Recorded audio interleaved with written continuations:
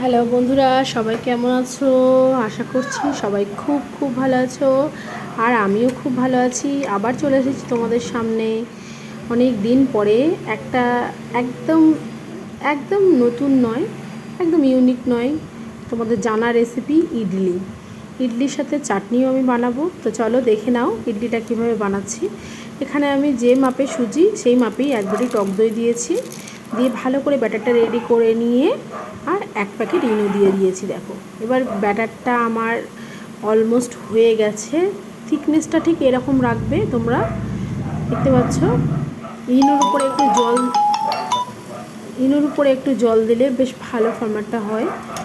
তো যাই হোক, এবারে আমার এখানে দেখো ইনোটা আমি রেডি করে নিচ্ছি স্ট্যান্ডের মধ্যে, দেখতে পাচ্ছ। এবার আমি এটা ইডলি মেকারেই দিয়ে দেবো, ইন্ডাকশানে আমি দেব। আমার এটা 3টে সেট, মানে 12টা আমি একসাথে করতে পারি। এবার আমি বসিয়ে দিলাম, দিয়ে আমি একদম বেশি মিডিয়াম দেব না, অল্প দেব, আঁচটা 140এই রাখবো। রেখে আমি ইডলিটা হতে দিচ্ছি। এদিকে দেখো চাটনিটা বানিয়ে নিচ্ছি।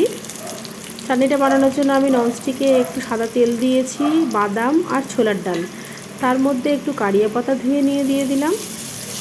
কারিয়া পাতাটা বাদাম আর ছোলার ডালের সাথেই ভেজে নেবো, সাথে স্বাদ মতো একটু নুন দিয়ে দিলাম, দিয়ে মোটামুটি একটু লালচে করে ভেজে নেব।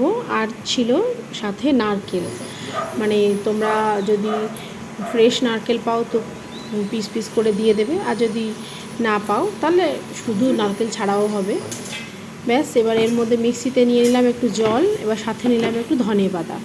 এবার ধনিয়া পাতা, এবার স্বাদটা ভালো হওয়ার জন্য একটু তেঁতুল দেবে। আর যদি তোমাদের কাছে তেঁতুল অ্যাভেলেবেল না থাকে তাহলে তোমরা তেঁতুল মানে টারমারিক যেটাকে আমরা বলি সেটাই দিয়ে দেবে, আর না থাকলে লেবুর রসও দিতে পারো। ব্যাস, আমি একটু ঠিক করে ব্লেন্ড করে নিয়েছি। ফোড়নে দিয়েছি